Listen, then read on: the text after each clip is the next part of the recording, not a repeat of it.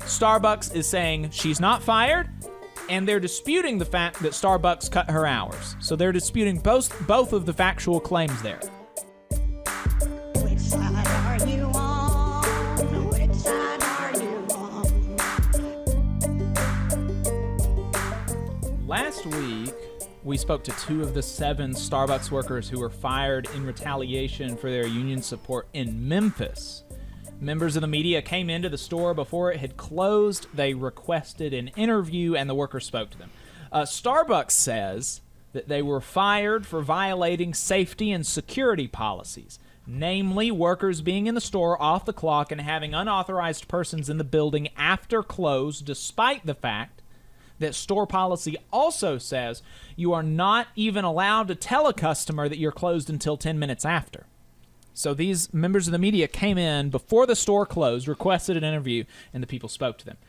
We played a clip from a former Starbucks manager who testified to the fact that these policies cited by Starbucks as their official rationale for the firings were routinely broken, and that if they were consistently enforced this harshly, they would not have any staff. Okay, so it seems clear those firings were retaliatory in nature. Well, Starbucks has not stopped their retaliatory behavior. Last week, Cassie Fleischer, a Starbucks worker in Buffalo, announced she had not been scheduled nor allowed to pick up shifts after she took a new job and requested a reduction in 15 hours per week. Okay? So the timeline that she states is she had been working prior to the holiday season 37 to 39 hours a week. She was then reduced to 30 hours a week, 29 to 30 hours a week. And so because of that reduction in hours, she of course had a reduction in pay. She had to get a new job. She got a full-time job, and she requested the further reduction in hours. So this was initially prompted, according to her account, by Starbucks, and then she requested a reduction to 15 hours per week. She says, so that's how that worked. And she says that the policy has always been that you can be a worker at Starbucks as long as you are willing to work 12 hours a week. But now they've implemented a policy mandating at least 20 hours a week and 4 days of availability. 20 hours a week and 4 days of availability. You have to be willing to work that much. That's not a guarantee that you will work that much, but Starbucks, you have to be basically on call for that amount of time, Starbucks is saying. Now, what Starbucks says, they are saying that she had not been fired despite the fact that she was not scheduled to work for 2 weeks, and she was not allowed to pick up a shift. And they also disputed that Starbucks cut her hours recently, leading to a second job loss. Or leading to a second job, okay? So remember, she said, I got a second job because Starbucks cut my hours. And then they fired me. Starbucks is saying she's not fired, and they're disputing the fact that Starbucks cut her hours. So they're disputing both of the factual claims there.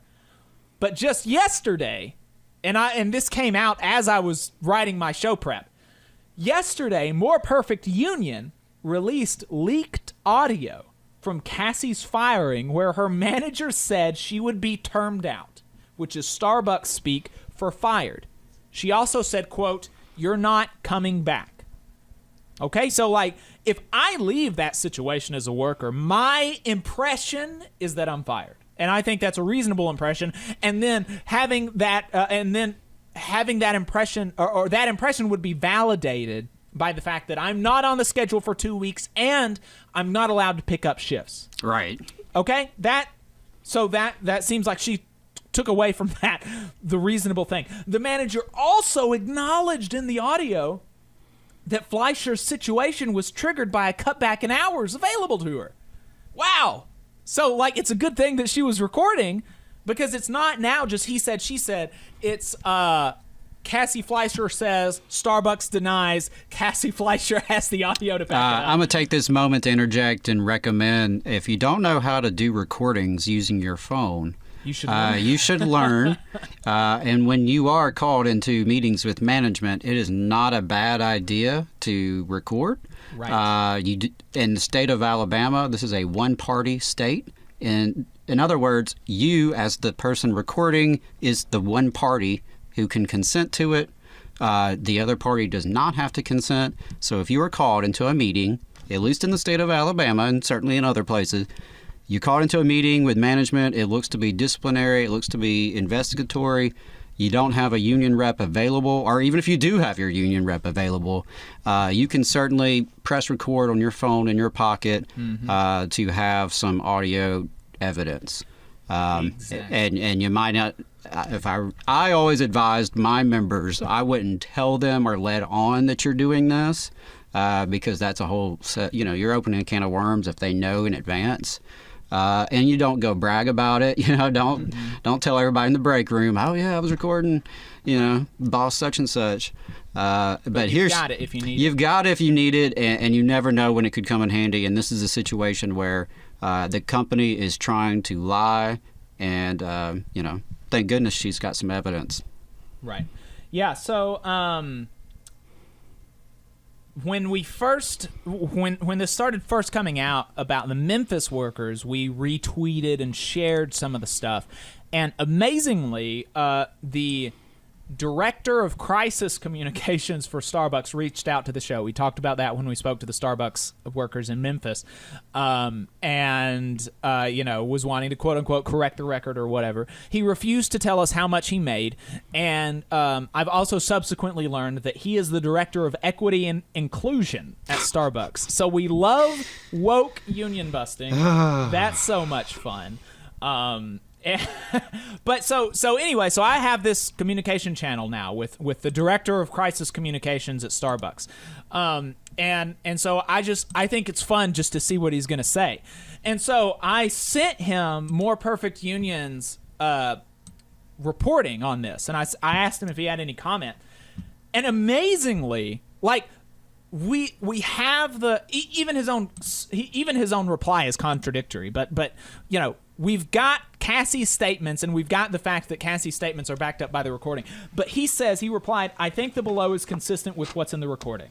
Cassie's lack of availability doesn't allow for her to be able to work at the store. She hasn't been fired. What?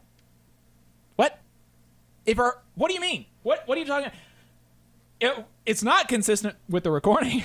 But also, if her availability doesn't allow her to be able to work at the store, then she's fired, right?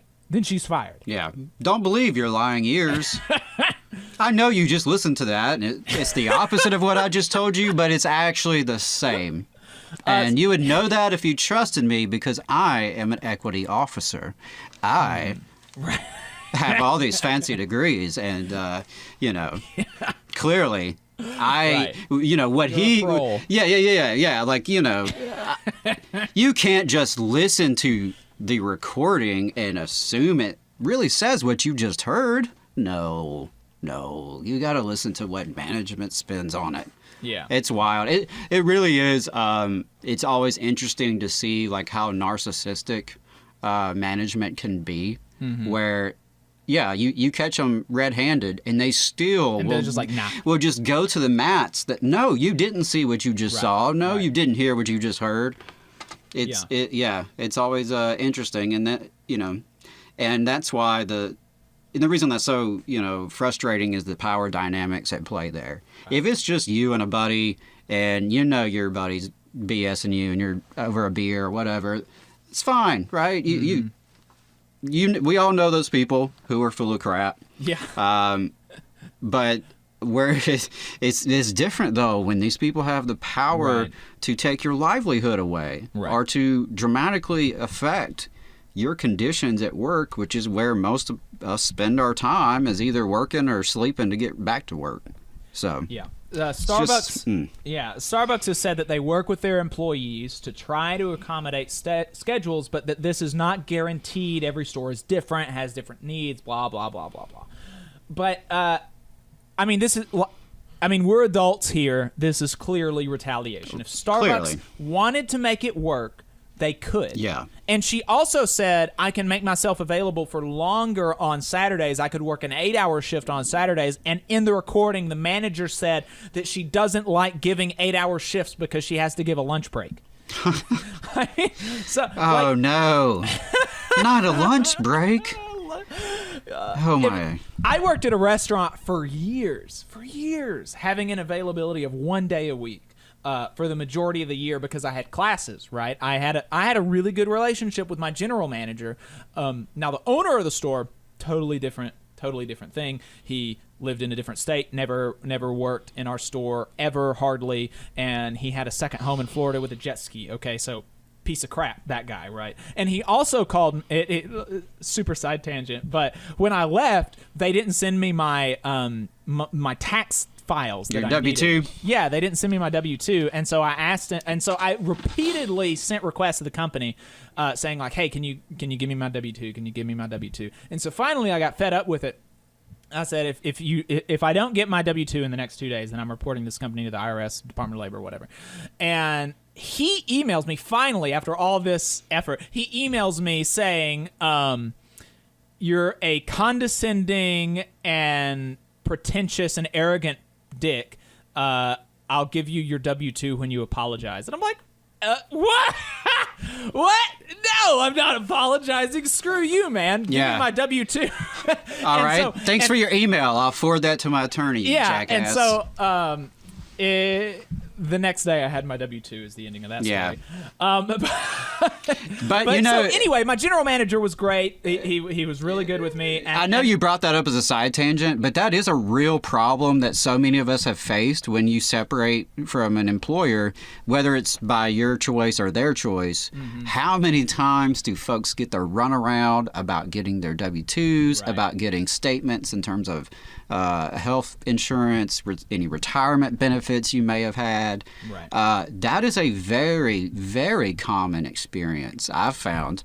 Unless you're one of those rare people who is at the same job your whole working career, most of us have dealt with crap like that, and it's hardly ever talked about. I mean, that's not something you ever hear in the media. Right. But that is just one of the many little ways that they can screw with you. Yeah. And more or less get away with it. Yeah, so, look, they could obviously make it work if they wanted. Like I said, I worked at this restaurant for years, and I worked on Saturdays. That was my only availability, and I always worked a double on Saturdays. I worked 12, 14-hour days. Sometimes I didn't get a lunch, sometimes I didn't get a break, but whatever, So I did that, and they worked with me, and then during the summers, when I wanted to make more money, they would schedule me for 50, 60 hours a week, okay? I know that's kind of an extreme thing, but and that's not even, I'm not even saying that Starbucks should do that, but it's not uncommon in the industry. It's not uncommon at all. Especially in this industry. Especially if you want to work with your employee. If you want it, you can make anything happen if you're willing to actually work with your employee.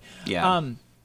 So they are right about when Starbucks said that none of this is guaranteed. They're right about that, generally speaking, that nothing is guaranteed, and even the things that the boss says are not guaranteed, because they can change the terms of employment at any time for any reason or for no reason at all. You have no guarantee of consistency in a job where you don't have a union contract, and that's why it is so important for every worker to be in a union, for you to get a union contract, because if you don't have that, you have zero expectation or zero right to consistency.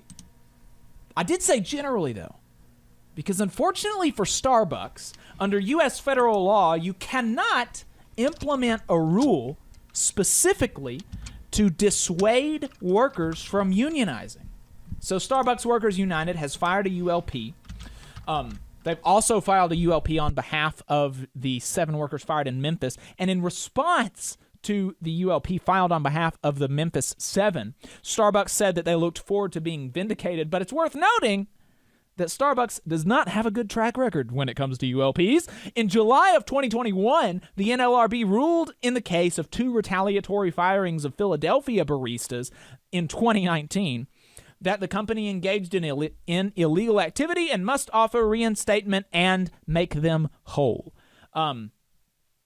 I did say that's unfortunate for Starbucks. Fortunately for Starbucks, though, our system is broken, and it took 2 years to get this obvious ruling through. And even the decision making them whole, quote unquote, that only means back pay minus whatever wages they earned in the interim. So likely the back pay that Starbucks had to give them was zero or close to it. And also likely they already had other jobs and they did not want to take the job back at a Philadelphia Starbucks. And so, that's really, we've got a couple things in tension there. We've got the law that clearly states our rights and clearly says Starbucks is in the wrong, but also the enforcement of the law is bogus in this country. Starbucks workers are not deterred, though. Yesterday, the third Starbucks union in the country won their election by a landslide, 25-3.